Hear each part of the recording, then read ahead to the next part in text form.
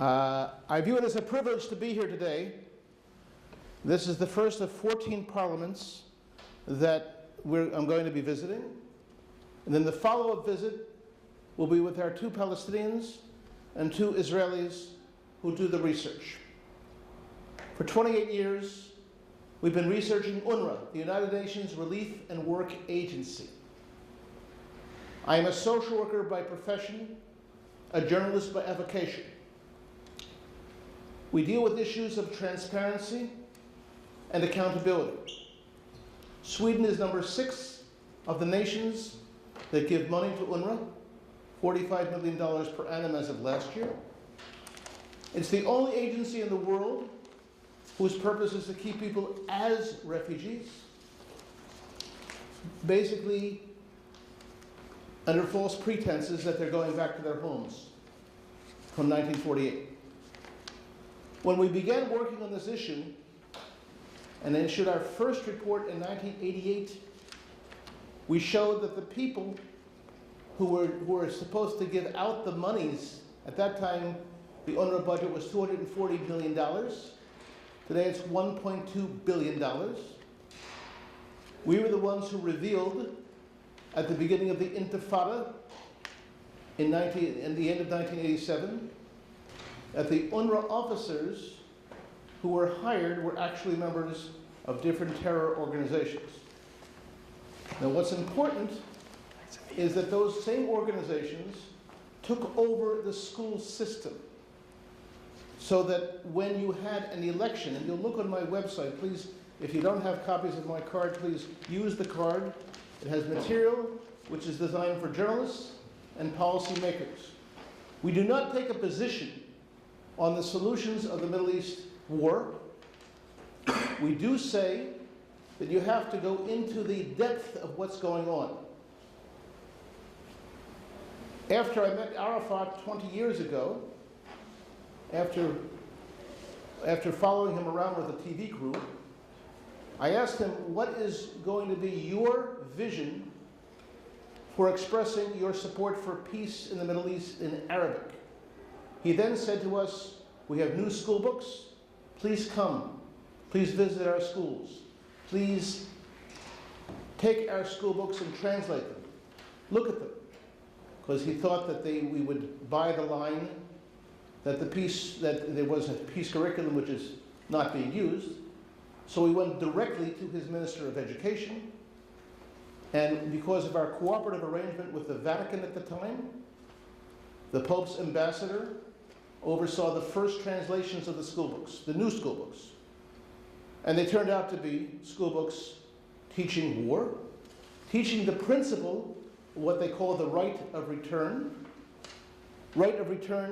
to the places left in 1948, not within West Bank Gaza, which are today, you'll see in the Israeli maps, delineated in the hands of the Palestinian Authority, but rather all the red spots here on the map. This is the map that's used in every Palestinian school. Now I hope to bring you, I'll stay in touch with everybody on the list. I assume you're all in the parliament here, so you have your own little map to show what the children are learning. They're not learning about West Bank Gaza, they're learning about taking every place here. Now, if this was being funded by Iran or by Qatar, I don't think I would be welcome today to visit their parliaments. But because this is being financed by 14 Western countries, Western democracies, we can openly discuss this. Now I'm going to show you, we have here all these films on our website. I'm not going to close the doors and lock you in here for the next 14 hours to make, well maybe I should, but that's okay. A lot of coffee. But let's take a look at a few of them, because after the school books came out, after we revealed what was in them, what would people say? Oh, they're not really using them. So we started filming the schools and filming their summer camps and their activities. And that's where we got some credibility. And that's what's important today. I want to show a couple short films, and I, again, been working on this at the Press Center in Jerusalem since 1987, and we have cooperation from Palestinian television crews, Palestinian journalists who work with us, Palestinian educators. They don't see a problem with what we're showing. From their point of view, it's an expression of their ethnicity. Now, before beginning, is there any questions so far? Okay. Anything? Okay, well, here I speak English. UNRWA, the United Nations Relief and Works Agency, has received billions in funds from Western democratic nations. It was created in 1949 as an emergency response to 500,000 Arabs who left their homes in the wake of the 1948 Arab-Israeli War. UNRWA spends about half of its budget each year, more than $500 million, on schools. It has a massive payroll, employing more than 10,000 teachers. UNRWA does not produce its own textbooks. Instead, it uses the texts of the host entity. In Jerusalem, the West Bank, and Gaza Strip, it uses new textbooks published by the Palestinian Authority. There are other UN agencies that serve descendants of refugees, yet UNRWA is the only agency that promotes the right of return to homes and villages that no longer exist. This can be seen daily in their schools. This is how an UNRWA elementary school class begins its morning.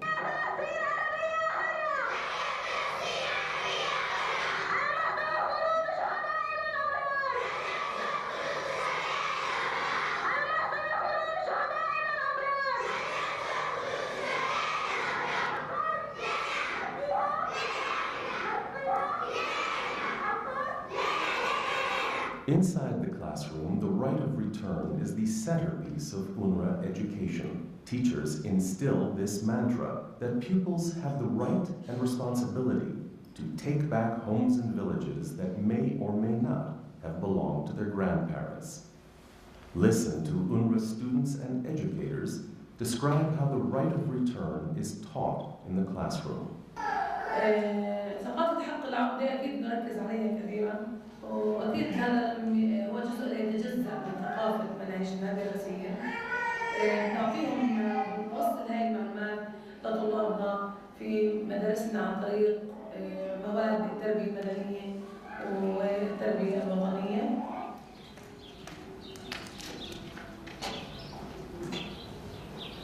احنا بندرس عن المخيمات الفلسطينية، والمخيم مكان أقيم للاجئين الفلسطينيين الذين أجبروا على الرحيل عن مدنهم وقراهم في فلسطين، وهم مصممون على العودة إليها. احنا بدنا نرجع على أرضنا، هم اغتصبونا إن احنا نروح عنهم. تبين هذه الخارطة المدن والقرى الفلسطينية بداية من عكا، صفد، لسان، الناصرة، حيفا، يافا، اللد، الرملة، تل أبيب، تل الربيع، وقطاع غزة، الضفة الغربية، الخليل، القدس، بيت لحم، جنين ونابلس، وكل القرى. في فرق ما بين المنهاج الدراسي اللي مقرر للتدريس، وفي فرق ما بين مفاهيمنا كمعلمين لاجئين. المنهاج الدراسي مقيد، يتحدث عن بعض المفاهيم البسيطة جدا جدا. احنا بنحاول نغذي هذا الموضوع من حيث انه نقدر نخرج عن اطار المنهاج، وبالتالي نصل لمفهوم الحقيقي لمفهوم حق العودة وتثبيته بهذا الأمر. اكيد في فرق بين مين هو المعلم اللي بيعلمه، قناعته، يعني اللي هو بيتعلم من يعني اشخاص بيميلوا لاطار ديني معين، فبالتالي بيعتبر اسرائيل هي دوله لازم تزول. انا بدي بدال حق العوده. مادة التاريخ من اول ما احتلوا فلسطين لحد ما قاعدين مفاوضات بين العالم. طبعا ليش بيحكوا لكم عن ليش عن حق العوده؟ عن المقاومة الثار والانتفاضات، الانتفاضة الأولى والثانية، عن لما بريطانيا سلمت الأراضينا لليهود.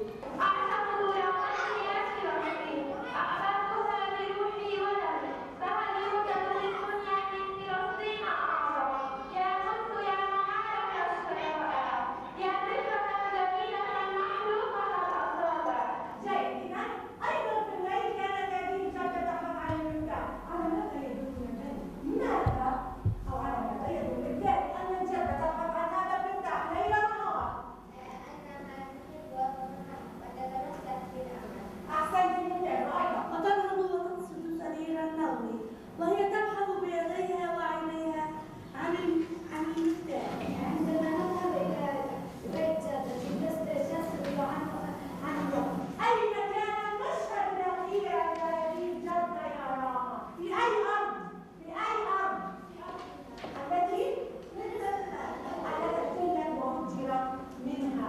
طيب في المدرسة بتاخذي شيء عن حق العودة؟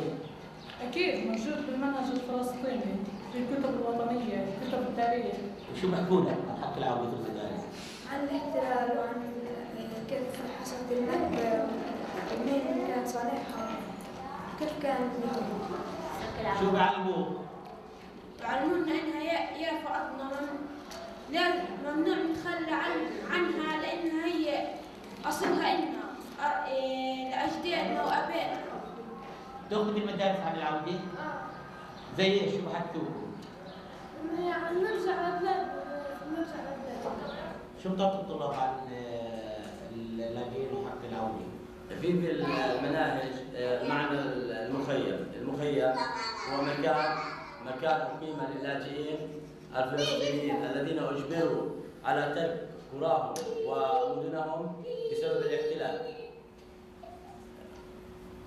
وبيعطيهم معنى لاجئ، شو معنى لاجئ؟ اللاجئ أصله من إيه؟ من وين بيجي؟ أصله من 48 أراضي الاحتلال سنة 1948. طيب ليه جيتوا هون؟ بيسألوا بيقولوا احنا جينا هون لأن اليهود أجبرونا، أخذوا أراضينا وأخذوا بياراتنا وأخذوا دورنا وأجبرونا على الرحيل وعملوا مجازر. في المنهاج فيه؟ في بس في معنى المخيم وتاريخ النكبة. طيب الأولاد بيحلموا إنهم يرجعوا؟ كلهم بيحلموا، تسأل ولد بيقول لك أنا أصلي من يافا، أنا أصلي من سلمة، أنا أصلي من مناطق، يعني كل واحد حافظ مكان بلده. طيب في منهم بيحكوا مثلا عن المقاومة عن شيء؟ كلهم لما تصير الشغلات بيطلعوا كلهم، وبعدين يوم النكبة بيرفعوا رايات السور، بيطلعوا مظاهرات وبيعلقوا بوسترات في الشوارع وفي المدارس بيحيوها في كلمات عن النكبة. أهم شيء عندنا بحياتنا إن احنا نحلم حلم ونعمل جاهدين إن نرجع لبلادنا، لأنه الحياة في داخل هذا المخيم لا تعني إلا ولا شيء، هي نعتبرها مرحلة بحياتنا رايحة تنتهي آجلا أم عاجلا، وإحنا بنحدد إن نرجع لبلادنا بأي وسيلة من الوسائل، نثبت حقنا أن هاي البلاد اللي هجرنا منها وتدمرت هي بلادنا وليست تمت أي صلة لليهود إلا من قريب أو من بعيد. The armed struggle is an integral part of the right of return curriculum. In prose and poetry, the image of the martyr fighting for the right of return is a recurring theme. This is a poem taught in the 5th grade. We shall return. We shall return to the homes, to the valleys, to the mountains, under the flags of glory, jihad, and struggle, with blood, sacrifice, fraternity, and loyalty. UNRWA denies that it teaches the right of return, along with Palestinian officials, such as Education Minister Lamis Al-Alami. Al-Alami taught in UNRWA schools for over 20 years. Is that included in the curriculum also, the right of return? Because it's... No, I don't think so. It's not within that manner, no. Who has been working in UNRWA schools? People like Awak Al-Kik, the ex-headmaster of an UNRWA school in Gaza. He led the Islamic Jihad engineering unit that built bombs and Qassam rockets. After his death, UNRWA students praised his memory at their school.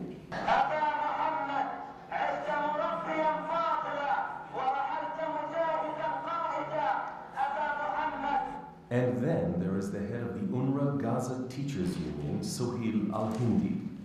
Al-Hindi brought former Hamas leader Sheikh Ahmed Yassin, who also served as an UNRWA teacher, to an UNRWA school to lecture about suicide bombing and martyrdom. The road to Palestine runs through the blood of our martyrs. In public, UNRWA distributes glossy folders and informational packets extolling the virtues of their work with refugees. But there's no mention of the 41 former UNRWA students who became suicide bombers and killed 83 people and wounded 436. When we visited schools that operate under UNRWA, students shared their plans on how to make the right of return happen. ولا أنت بلادي أنني أتذكر فلسطين وعاصمة القدس وبلادي وبلدي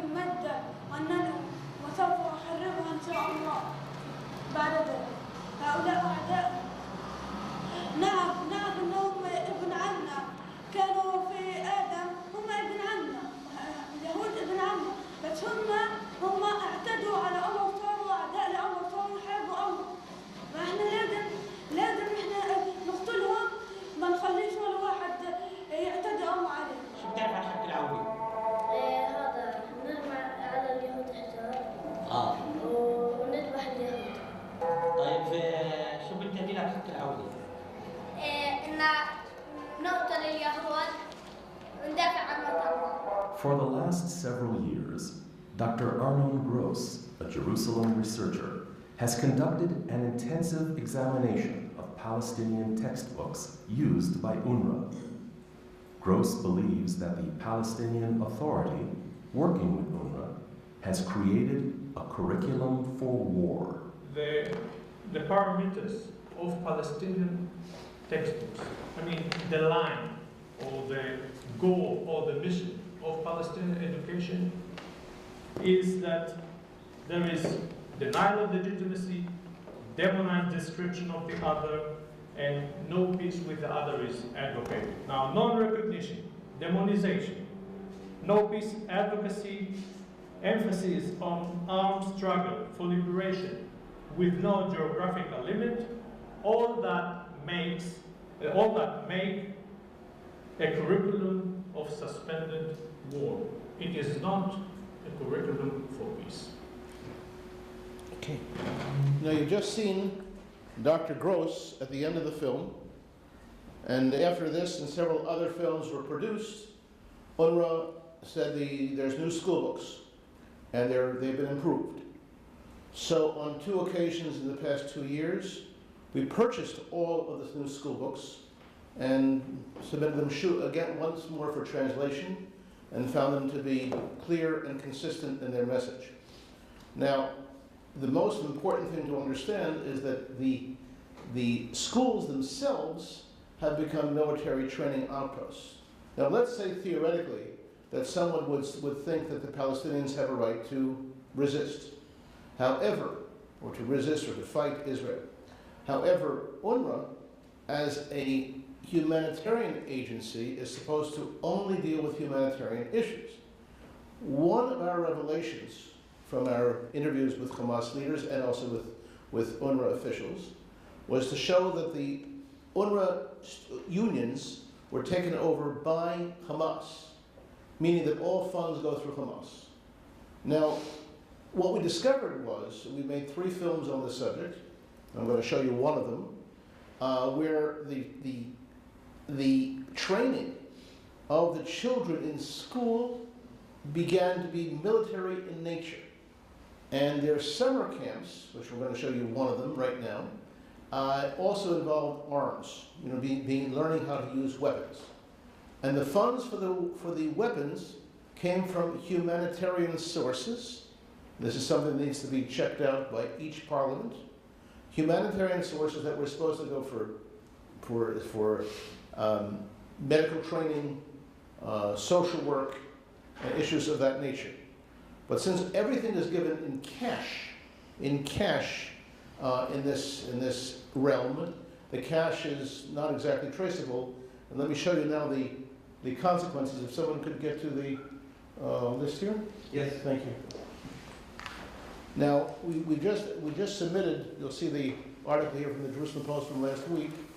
We just submitted the results of our new translations of the school books, and the American government has authorized the GAO, the General Accounting Office, that's the people who do, quality control, to evaluate the schools and to the school system that the U.S. government is involved with. The U.S. government pays for the building of the schools, and the European countries basically pay for the content. Now let's see some of the, I'm going to show you right now, excuse me. Go down please to where it says, Children's Army of Hamas, please, short. Thank you.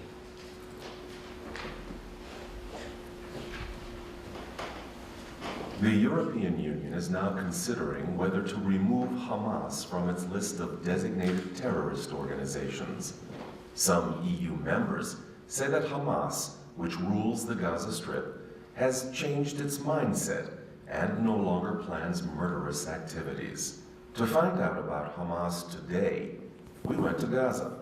We visited refugee camps operated by the United Nations Relief and Works Agency, also known as UNRWA, which provides aid to the vast majority of Gaza residents. We spoke with Hamas leaders who have taken over UNRWA. We asked Hamas if it had changed its policy of inciting indiscriminate acts of violence. Instead of changing its ideology, we discovered that Hamas is preparing for its next acts of terror. We found that Hamas was recruiting and exploiting 17,000 young teens. Drafted from UNRWA by Hamas, the teens attend war games where they learn how to use lethal weapons.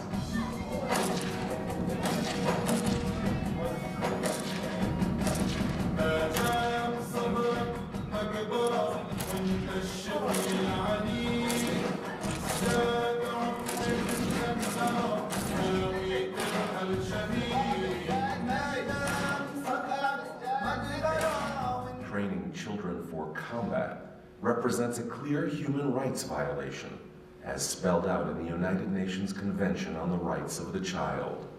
Let's watch and listen as Hamas leaders articulate their vision. Let's also hear from the youngsters themselves. فإن الجنود الأشداء قادمون بإذن الله عز وجل سوف يرونه في حيفا وتل أبيب وكل مكان من أرضنا الفلسطينية. احنا بنعد ونتدرب في هذه المخيمات كي نصبح مجاهدون ونقاوم الاحتلال الإسرائيلي الظالم الذي احتل هذه الأرض والذي دنس هذه المقدسات، وبإذن الحي القيوم سنحررها بإذن الله عز وجل، وسنصبح بإذن الله من القادات المحررين للمسجد الأقصى. وهذه المخيمات تعلمنا منها الجهاد والصبر والتمكين والإيمان وكل صفات المسلمين. كل عام سيكون في هناك شيء جديد يعني يكسبه هذا المشروع، نصل إلى مرحلة أن يكون جميع أبنائنا وجميع شبابنا شباب يعني قد محونا الأمية على السلاح إن شاء الله. تعلمنا كثير في هذه المخيمات زي تفكيك السلاح الأجزاء المعينة فيه، وخشينا كمان مخيمات إحنا حتى ننهي العدوان الصهيوني من هذه البلد ونسأل الأرض المحتلة القدس ونحررها بإذن الله. المقاومة تعتبرها حماس أساً لإرجاع الأرض وتحرير العرض وتحرير الأبناء وإقامة الدولة وعاصمتها القدس. الميثاق هو مبادئ، والمبادئ لا تتغير ولا تتبدل على مدار الزمان. قررت بأن الكفاح المسلح على رأس الوسائل التي تسترد بها الأرض، وهذا شيء معلوم من الدين بالضرورة. عشان أتدرب حلم أن أكون مجاهد عشان نحرر الأرض. طبعا يعني عشان الأقصى إن شاء الله نحررها بإيدينا وبإيدين المجاهدين القسام والمقاومة الفلسطينية. عشان أكون مجاهد وعشان نكون رجال. المخيم عشان نبقى عندنا وجهية كيف نحارب العدو الصهيوني، كيف نرجع أرض الأجداد أرض فلسطين، ما نرضاش على الأرض فلسطين نضلها مع اليهود. لذلك لابد من تحصين هؤلاء النفوس وتقوية المعنويات بحيث يكونوا أقوياء في الدين، أقوياء في انتمائهم للوطن، أقوياء في انتمائهم أو بانتمائهم للجهاد، ويكونوا عونا للمجاهدين لا عونا للمحتلين. سأصبح مجاهد مقاتل في سبيل الله ولنحرر فلسطين من دنس الاحتلال الصهاينة ولنكون نواة مشروع التحرير القادم بإذن الله. بحكي لليك إياهم يعلون بقول لهم إن شاء الله سنحرر فلسطين من هذا الطريق، إذا ضلينا على هذا الطريق حنحرر فلسطين إن شاء الله. دربنا هذا الجيل على كل أنواع الأسلحة وعلى جميع التخصصات، دربناهم على المدفعية وعلى الدفاع الجوي، دربناهم على الإنفاق، دربناهم على الكماندس، على الضفادع، دربناهم على كل شيء حتى يعتدوا ليحاربوا عدوهم بإذن الله تعالى. لم يبقى إلا حل وحيد هو أن نقاوم هذا المحتل حتى يندحر مع الأرض الفلسطينية. أي اتفاقية تسوية لا تعدو أن تكون هدنة مؤقتة، ولذلك ما يجري على الأرض دائما كلما انتهت جولة كان الاستعداد للجولة الأخرى حتى يزول هذا الاحتلال. برنامج حماس ثابت في المنهاج التربوي والإعداد وكذلك في برنامج المقاومة. من خلال هذا الميثاق نقدم رؤيتنا لهذا الصراع مع الاحتلال، نقدم مبادئنا ونقدم آليات التحرير من خلال المقاومة. طبيعة العلاقة بين حماس واليونروا هي علاقة طيبة وجيدة. نحن نحرص على تسهيل وتيسير أعمال اليونروا، ويحدث تواصل في بعض الأمور التي قد يحتاجون تسهيل الأمور. ولكن الآن كما قلت أن الاتصال المباشر مع الحكومة. أنا أؤكد على أن الكفاح المسلح هو الخيار الوحيد لتحرير فلسطين لا المفاوضات. نحن نقول أن هذه التهدئات وهي تمثل بالنسبة للمقاوم استراحة مقاتل حتى يتم تحرير أرضنا ومقدساتنا. المقاومة من حقها أن تطور إمكاناتها. ويعني هذه ثقافة المقاومة يعني متجذرة في الشعب الفلسطيني.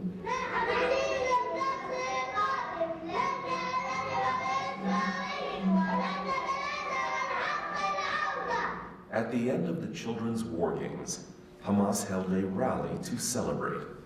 Let's hear their call to arms. هذا هو الجيل الذي يتأهل للتحرير وللنصر وللعودة وللاستقلال. يا ويلكم يا ويلكم يا بني صهيون من هذا الجيل الذي لا يعرف الضعف طريقا إلى قلبه.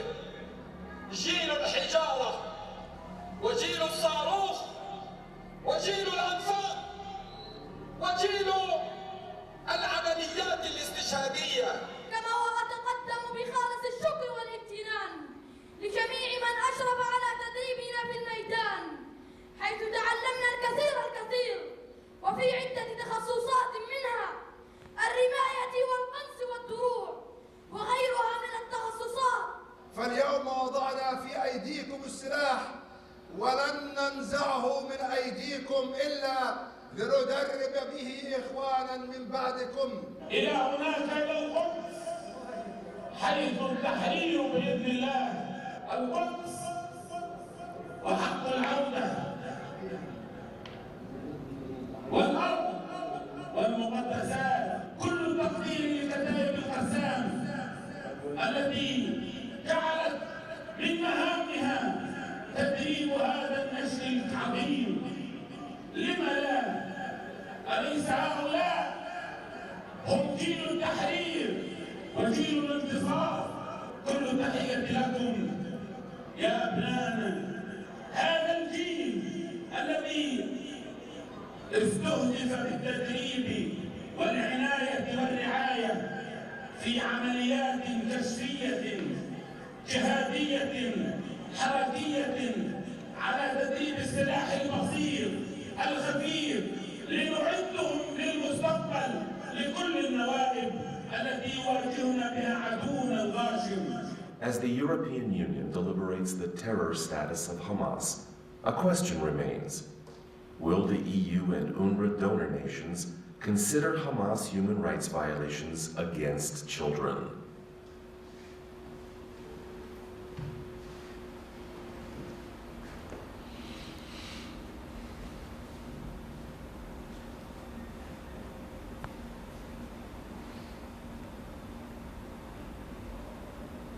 The breakthrough in this film, getting on the record, Hamas leaders praising the cooperation with UNRWA, very important, because UNRWA always denied it, and when we showed the previous film in the US Congress, the UNRWA spokesman said, Suhail al-Hindi has been fired.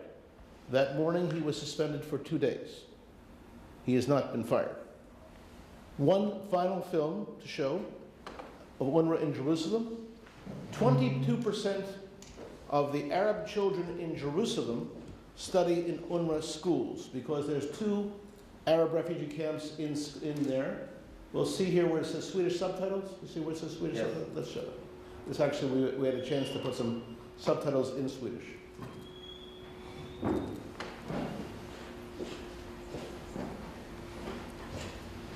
The new wave of terror known as the stabbing intifada has been widely perceived as a spontaneous uprising by Palestinians against Israelis.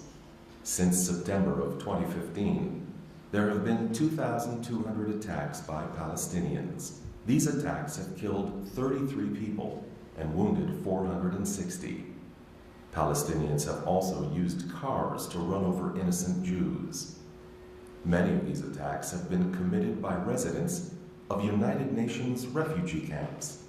These attacks have been celebrated in popular culture by the Palestinians.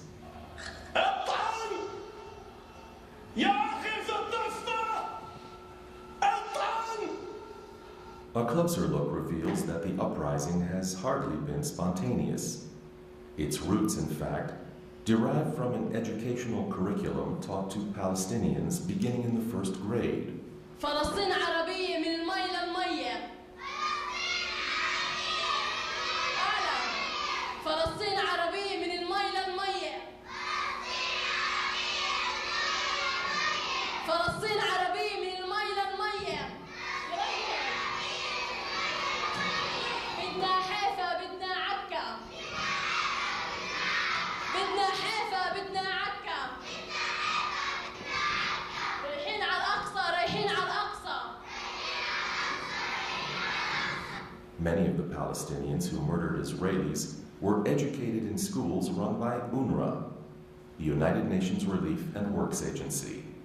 This agency receives over $1.2 billion a year in funding by Western nations, with the United States serving as the lead sponsor, donating $400 million annually. Children are taught in UNRWA Palestinian schools to hate Jews, who are described in their textbooks as snakes and wolves.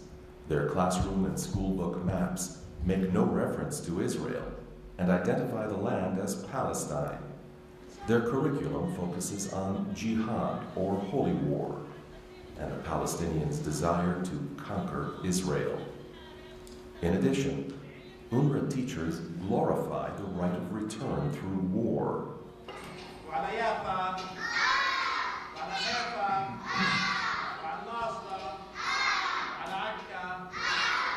Nabil Shah, a prominent Palestinian leader, flatly denies that Palestinian schools incite violence. مناهجنا التعليمية ليست مناهج تحريضية ولا هي مناهج عنصرية. مناهجنا مناهج وطنية ديمقراطية، وأنا أتحدى أن يشير أحد إلى جوانب عنصرية أو جوانب لا دينية أو جوانب تتحدى حقوق الإنسان في أي جزء من جزئياتنا. But the children we spoke with told us otherwise. They discussed UNRWA teachers who, in the classroom, enthusiastically endorsed violence against Israelis. The students now openly support the stabbing intifada and express a desire to become holy warriors. لأنه نعمل حرب إنه نفرج اليهود إنه إحنا مش إنه إحنا مش شقيق، إحنا أوائل كمان. في ناس بدهم بيحبوا فلسطين بدهم يحاربوا وبيضحوا بدمهم عشان فلسطين. أنا بدي أهزمهم بالحرب. بدي أهزمهم.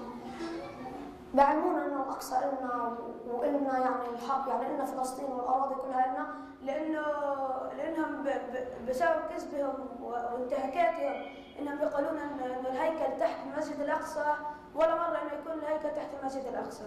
انا بقرا اليهود بعلمونا ان الصهيونيه هم اعدائنا وهم اهم شيء لازم يسووا فيهم عمليه. يعني انهم بيعلمونا بالمدرسه انهم ارهابيين بيحكوا لنا عن اليهود انهم هدول مش منيح وهدول بيقتلوا قاعدين بشبابنا. بيحكوا لنا هدول غدارين، وبيحكوا لنا انه هدول بغدرونا هدول مش منيح. اذا بطعن بدعس عليهم، عمل عمليات الدعس، عمليات الدعس، عمليات الطعن والاشتباك المسلح في المخيمات. ايش اكيد هدول العمليات رح ترفع الراس لفلسطين. العمليات هاي تاعت الدعس والسكاكين هاي شيء بيرفع الراس لفلسطين. بس بدك بطلع مستشفى عام. انا ان شاء الله اساعد الشباب وان شاء الله اصير مقاوم بالمستقبل مع الدولة الإسلامية. احنا ضد السلام. احنا ضد السلام مع اسرائيل. لأن اسرائيل خونة وكلاب. Fifth graders are taught poetry that emphasizes the need to participate in jihad in order to conquer Israel. Under the flag of glory, jihad, and struggle, With blood, sacrifice, fraternity, and loyalty, we are returning. 12-year-olds are also encouraged by UNRWA teachers to pick up weapons. Hearing weapons clash is pleasant to my ear, and the flow of blood gladdens my soul. Symbolism looms large in Palestinian society. Their narrative borrows from traditional anti-Semitic themes that mobilize a new generation toward war. Over the years, Palestinian leadership has fueled tensions by repeatedly accusing Israel of planning to destroy the Aqsa Mosque and replace it with a Jewish temple on the site. الآن الاحتلال الإسرائيلي وفق تصريحاته ووفق خرائطه ووفق ممارساته بات يؤكد بشكل واضح أنه في حساباته اقترب الوقت لبناء هيكل خرافي بعد هدم قبة الصخرة. While Israel has protected the mosque and has no plans to build anything near the site, this false accusation has gained credibility throughout the Palestinian population and is now accepted as fact. This fiction has pushed youngsters to pick up knives and attack Jews in streets, stores, and in their homes. While the knife is the latest icon that the Palestinians have embraced, earlier symbols such as the key remain in use. The key, which is plastered on doorways, shirts, and monuments, represents the Palestinians' demand of the right of return to villages that existed before 1948. Recently, Palestinians gathered at an UNRWA refugee camp where they built a model train. The event was held to generate new enthusiasm for their campaign to advance the right of return. Palestinians who kill Jews achieve a special status in UN facilities. Their pictures are distributed widely and are posted on street corners, in neighborhoods, and outside of schools. Recently, the Palestinian leadership created a mobile exhibit honoring those who killed Israelis. The event drew young and old. Now, a new violent Palestinian uprising has begun. It is focused in Jerusalem, and many of its participants come from UNRWA refugee camps. We traveled to these UNRWA facilities and found students proudly discussing their desire to kill Jews and conquer Israel. لأن اليهود هم محتلين عشان يطعنوهم واليهود يخافوا يطلعوا برا البلاد والبلاد ترجع لنا. يعني أطلع أستشهد أما أعيش في دار الأقصى.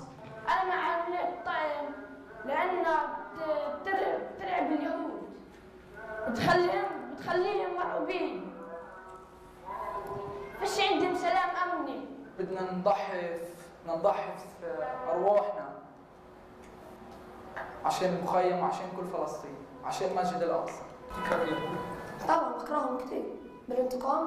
أنا عندي إحساس إنه يعني نطلع نقتل اليهود عشان تيجي لنا الأرض. هاي الانتفاضة لازم تصير لأن الناس كلهم لازم يهجموا على اليهود ما يخلوش ولا يهودي في أرض فلسطين. بدنا نفهم بالعمليات نقتلهم بصيروا يتراجعوا واحنا بنتقدم. الانتفاضة جيدة، احنا قاعدين بنقاوم باليهود عشان نرجع لأراضينا عن طريق المقاومة في عمليات الطعن والدعس والطخ ورمي الحجار. أنا رأيي إنه لازم إحنا بدنا نطلع اليهود. أنا بدعم عملية الطعن. أنا بدعم كل واحد بيعمل عملية طعن ولا بفكر إنه يسوي.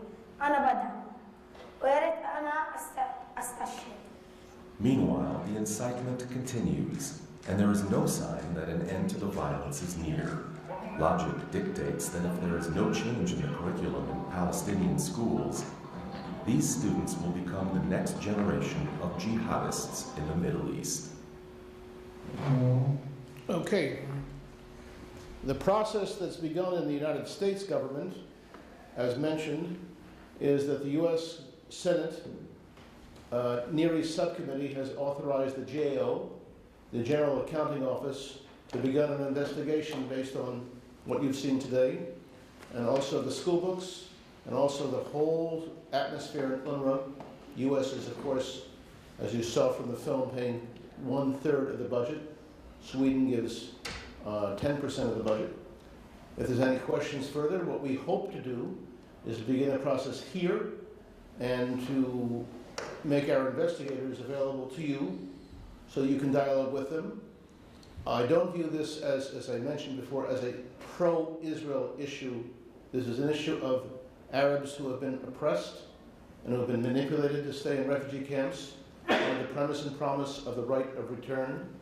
And whereas as a student 40 years ago, when I began to deal with this issue, I would walk into a refugee camp and a child would laugh and say, I'm from Jaffa, I'm from Ashkelon.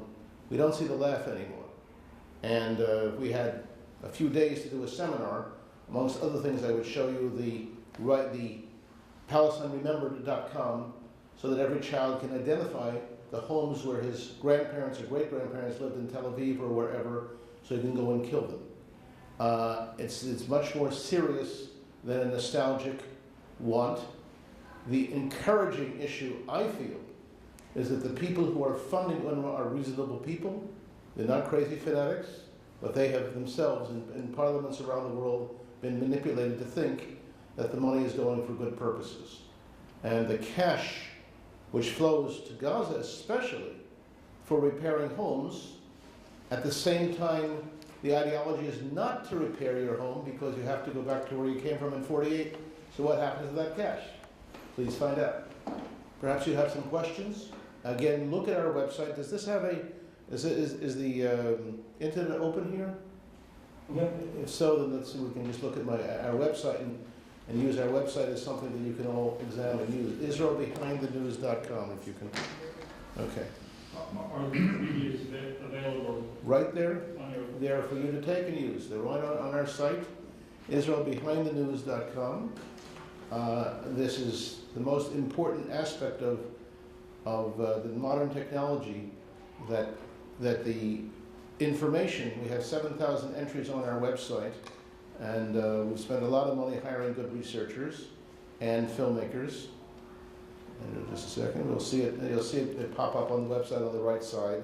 All these films are available for use and for presentations to people who, especially for policymakers or media.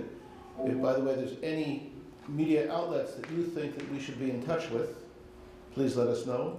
If there are universities that you think we should be in touch with, let us know. And if you feel that your embassy in Tel Aviv should know about this, let us know. When we sent a group of people to meet the Swedish consulate in Jerusalem, they were shocked and surprised. They weren't pulling our leg, they were genuinely surprised with what they found. Let me see if I can. It's going a little bit slow. Okay, that's fine. I speak English because 46 years ago I moved from the United States to Israel. If you want to know how I don't speak like this from Israel, and want you to know that this is very good and very important. So I know some. I'd like to come back here when Bob Dylan gets his award. Anyway, any questions you may have, please. There's a PowerPoint on the Hamas takeover of UNRWA, and many articles here about the UNRWA-Hamas connection. Dr. Gross, who is our main person dealing with these issues, and as we scroll down a little bit more, let's see if it scrolls down quickly. Okay, just a moment. Stop here. Okay. Yeah, as you go down here, someone asked about the. 1 second. I'm internet challenged here. We can just go down. Oh, here, 1 second. I think it'll be okay. It's the PowerPoint. The PowerPoint. Oh, delayed. Okay. Okay, that's the PowerPoint. You can. Oh, first of all, this is very easy to follow through the PowerPoint in terms of how it happened, how UNRWA took over. I mentioned before, Suel El-Hindi, who we have interviewed, by the way, on 3 occasions, who was elected to run the union. And this is the proof of the pudding that actually we have a situation where UNRWA is controlled, that all the funds that go through UNRWA in Gaza are basically grabbed by terrorists. And now, as you go down the website here, see the videos here. These are what I was showing you before. and you can download any of them. If anyone knows of a source that can help us, number one, translate everything into Swedish, and number two, our offer, if anyone would like, we can make a Swedish film. January 1st, which is just five weeks from now, is the anniversary of the PLO, and in all of the UNRWA camps there will be celebrations, and we can make a film based on that in Swedish. We have two TV film people in Jerusalem who can help us with this.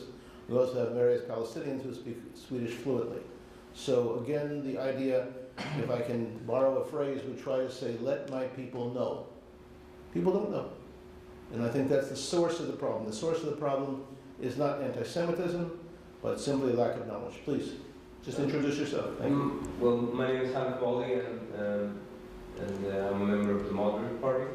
And my question is, what is the reaction you get from UN officials? I mean, obviously the UNRWA they would probably defend and say this is not going on, but if you look at other UN officials.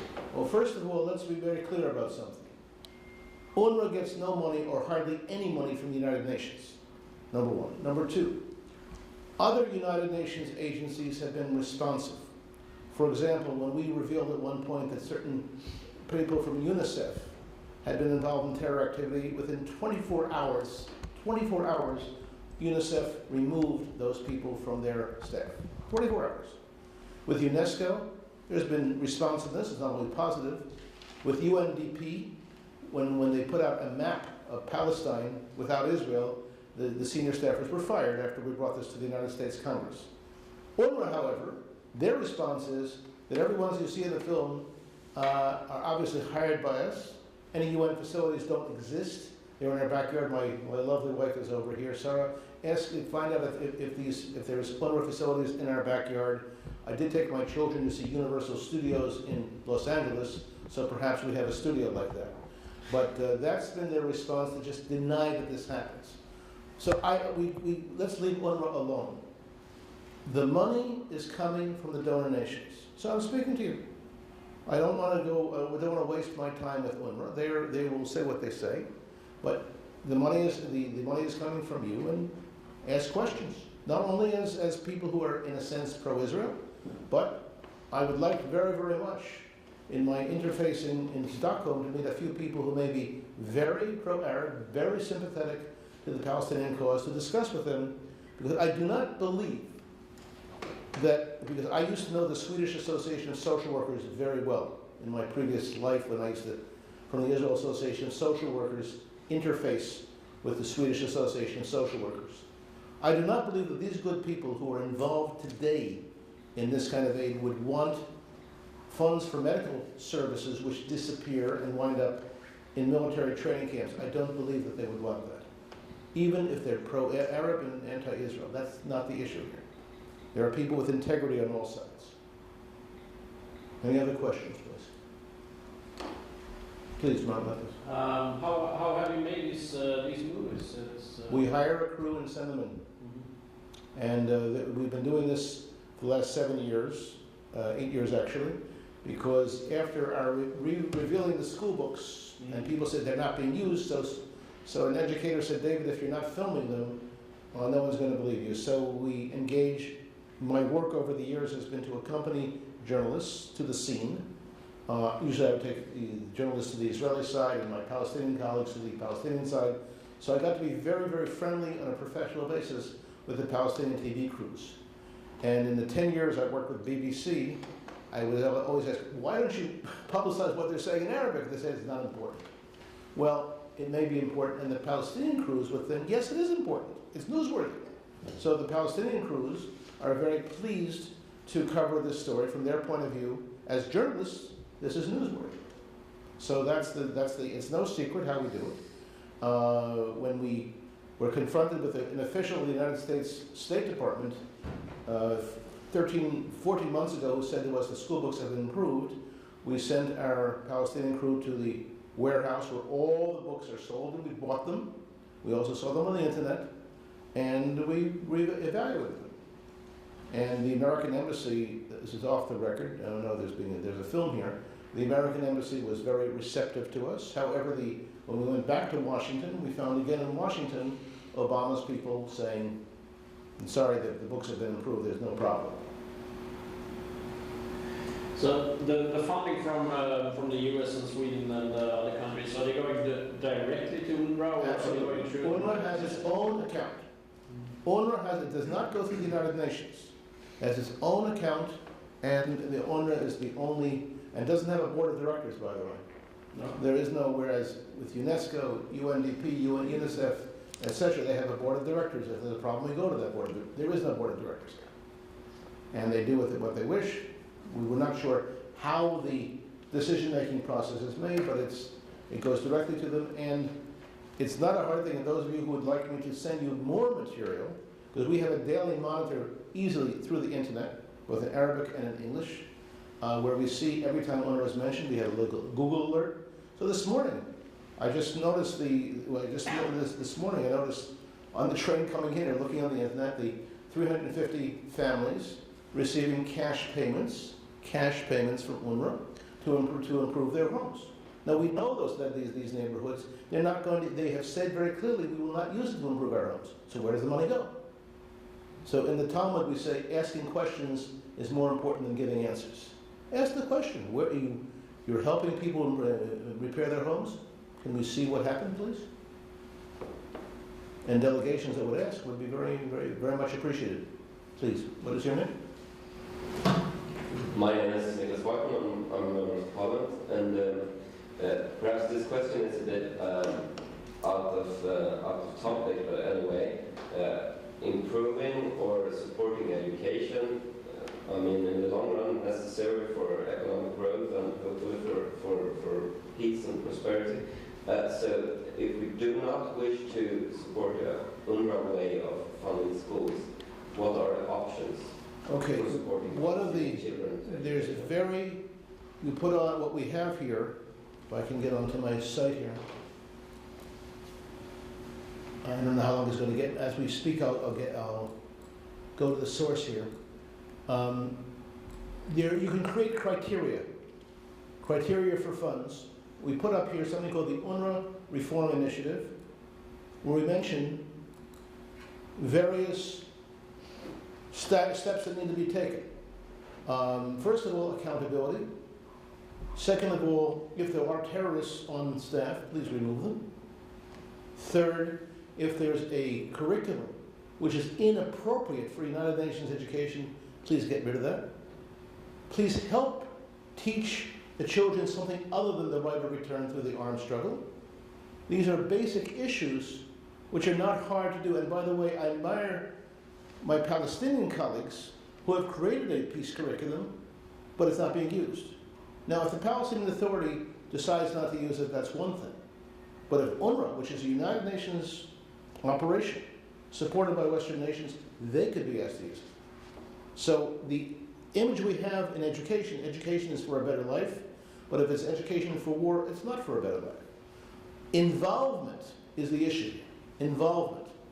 And it's not a hard thing to do. And what our Palestinian colleagues are saying, please get the Western nations to overrule UNRWA. And those are the people I want you to meet. Any other questions?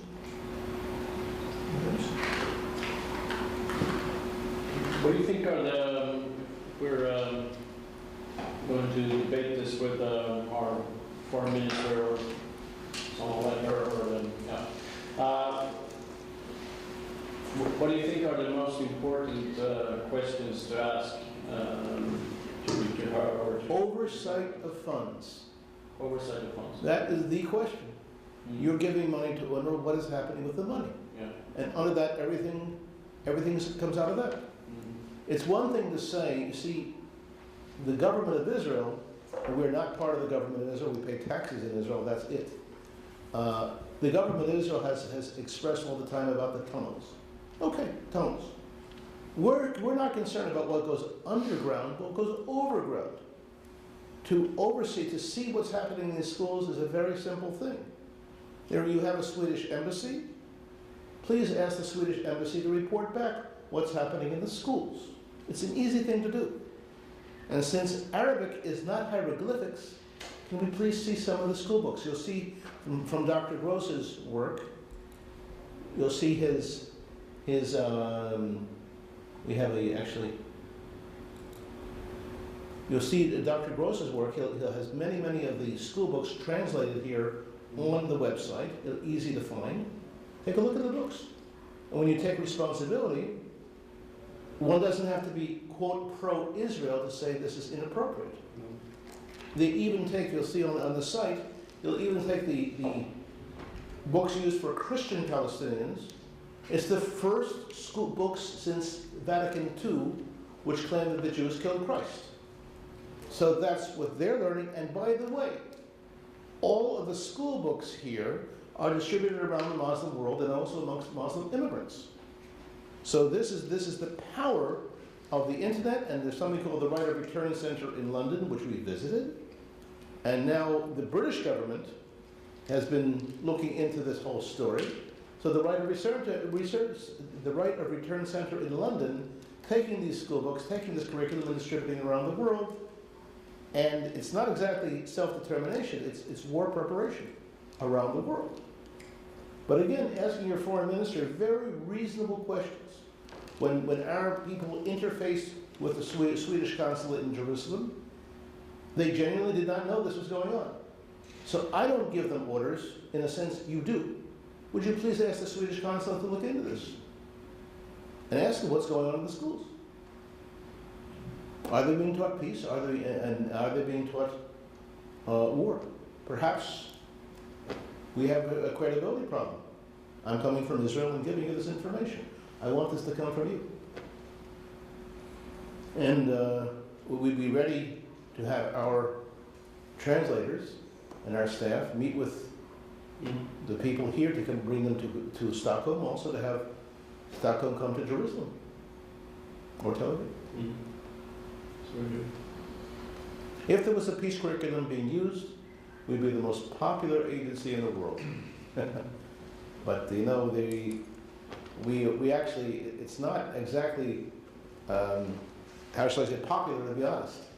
We were the agency that revealed that the PLO never canceled its covenant, because we were hired by a major foundation with a major piece of money to show that they didn't care, that the process of canceling their covenant for destroying Israel. And when they didn't cancel the covenant, we had the only crew there because it was Israel independence that day, and nobody was working. And we showed that they didn't. Well, we got a $100 kill fee instead of getting a $10,000 grant. You see, so it's not exactly profitable to come up with the truth.